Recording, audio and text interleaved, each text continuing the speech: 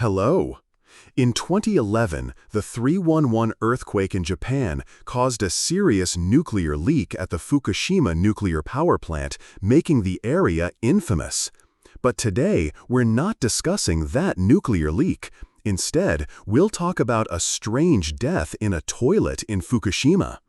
The story takes place on February 28, 1989. There was an elementary school in Tamura, Fukushima Prefecture, Japan. At 6 p.m. on that day, a 23-year-old female teacher at this elementary school left the teaching building after a day of classes, preparing to walk back to the staff dormitory not far away. In February, Fukushima Prefecture was still in winter. The weather was very cold, and by 6 p.m. it was already dark. Not long after, the female teacher returned to the dormitory and then prepared to go to the restroom.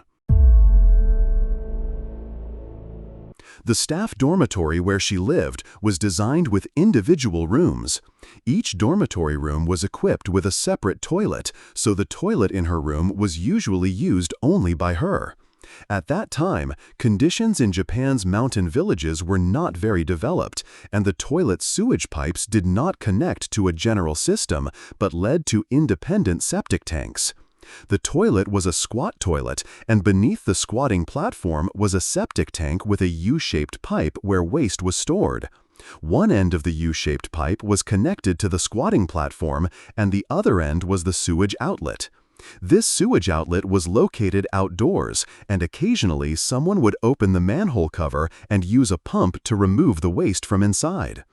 Before using the toilet, she instinctively looked down into the bowl to see if there was anything there.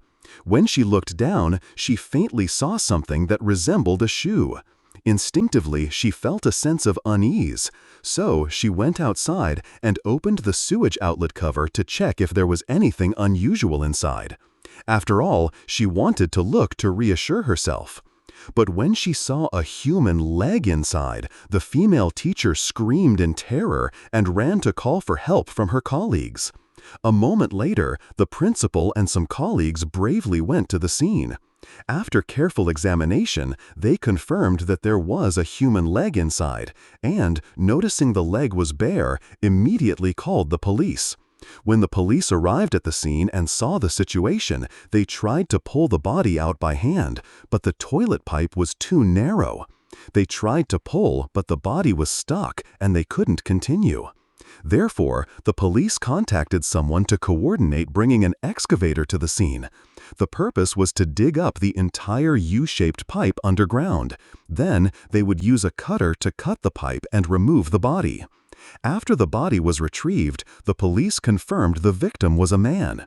But his posture at death was very strange. His arms and legs were cramped, lying on his back in a U-shape. His lower body clothed in pants, but his upper body bare. He was clutching a neatly folded shirt in his arms, his face directed toward the women's toilet, as if he had been secretly watching women use the restroom. Because the body had been submerged in the septic tank for a long time, it wasn't retrieved until 2 days later. The police spent a lot of effort cleaning the body. After cleaning, many people immediately recognized him. The victim's name was Naoyuki Kano, 26 years old and a very well-known young man in the local area. According to the forensic examination results, judging by the rigor mortis, the man had died 2 days prior. The cause of death was hypothermia and chest circulatory disorder. Simply put, he froze to death after his chest was compressed in a narrow space. There were minor scratches on his elbows and knees, but no other obvious injuries, and no signs of a struggle. After a series of investigations, the police quickly closed the case because they found no traces or evidence of murder. They concluded an unusual death caused by attempting to spy on women using the restroom. Although the police considered the case an accident, neither his father nor the locals could accept it, because everyone knew him and considered him a very promising young man. He worked as a business manager in a company responsible for maintenance at the Fukushima nuclear power plant. He could compose music and poetry. With outstanding eloquence, he was also in charge of organizing recreational activities in the village youth group. He was often invited to officiate weddings for friends and even gave speeches on behalf of the village head. The villagers truly couldn't associate such a young man with a peeping Tom. Of course, the villagers wouldn't doubt the police's conclusion based on their understanding of the deceased, but there were many questions surrounding the case. Therefore, the villagers organized a petition, and they also joined forces with people from the neighboring village to sign it. A month after the incident, they had collected 4,300 signatures. Finally, they jointly requested the police to reinvestigate the case. Why didn't people believe the police investigation's results? Next, let's look at the doubts surrounding the case. Doubt 1. How did the deceased enter the pipe? The U-shaped pipe was designed symmetrically with a diameter of 36 centimeters. One end was the outdoor drain and the other end was the toilet inside the house. Because the indoor toilet was a squat toilet, the diameter of the indoor opening was only 20 centimeters. Therefore, the victim could only have entered from the outside. His height was about 170 centimeters. According to survey data from the Ministry of Economy, Trade and Industry, the average shoulder width of Japanese men aged 25 to 29 is 40.4 centimeters, while the diameter of the U-shaped pipe was only 36 centimeters. So it would have been very difficult for him to fit into the pipe and assume that seated position. Afterward, his father reassembled the cut pipes and tried to get inside himself. In the end, it showed that there was no way to get inside, whether wearing clothes or not. So how did he get into the pipe? Doubt 2. The strange posture. The incident occurred in February. The weather in Fukushima, Japan, was still very cold.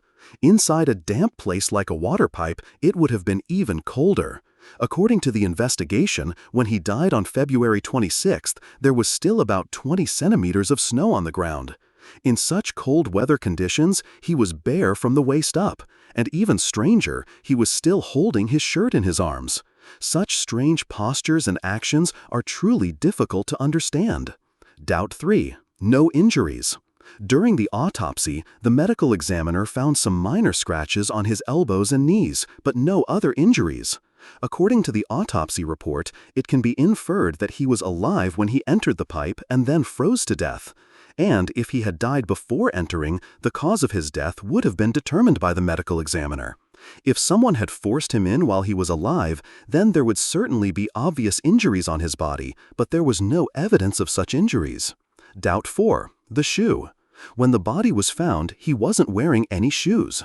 The police searched the pipe and found only one shoe wrapped inside.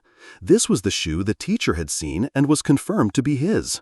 Later, the police searched the surrounding area and found the other shoe in the riverbed, a considerable distance from the crime scene. Why were the two shoes so far apart? Doubt 5.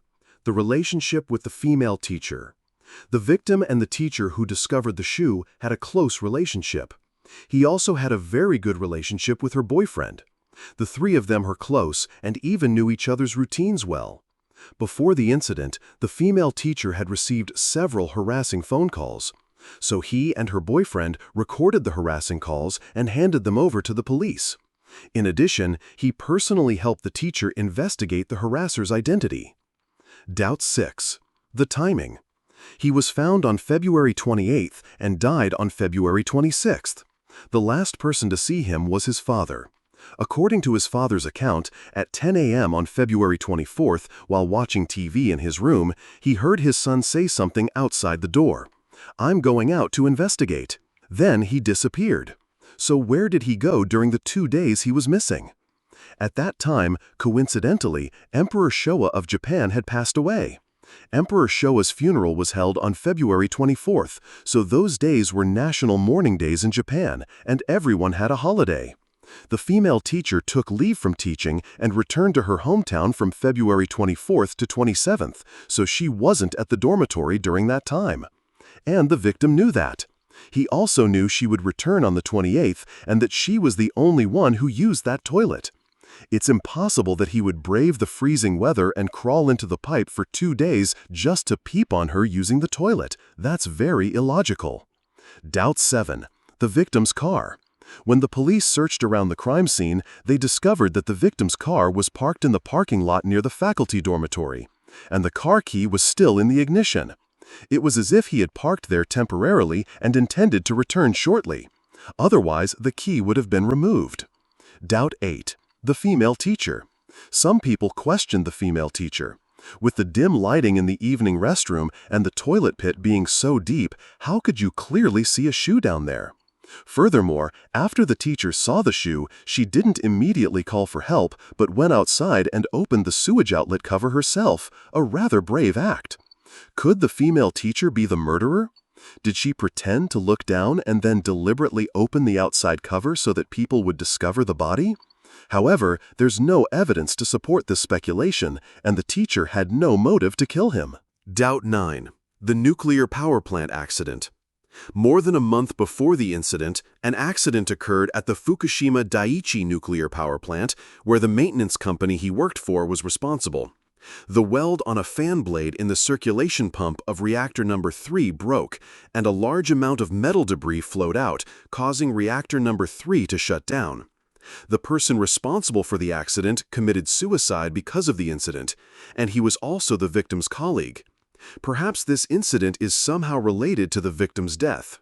Doubt 10. The village head election. 10 days before the incident, the village had just held a lively election for village head. With his eloquence, he was a strong candidate. In that context, at that time in Fukushima, people had strong opinions about the nuclear power plant.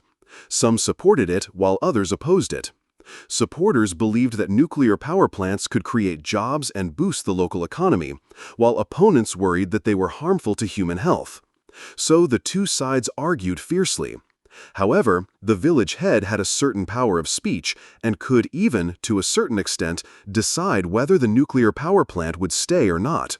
Perhaps the victim discovered something behind the scenes of the election. That led to his death.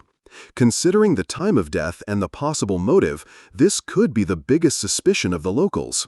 And it's quite a coincidence that this happened right after the election. But in the end, a fundamental question remains: how did he get into the pipe? Although the case was closed as an accidental death, in reality, no theory is complete.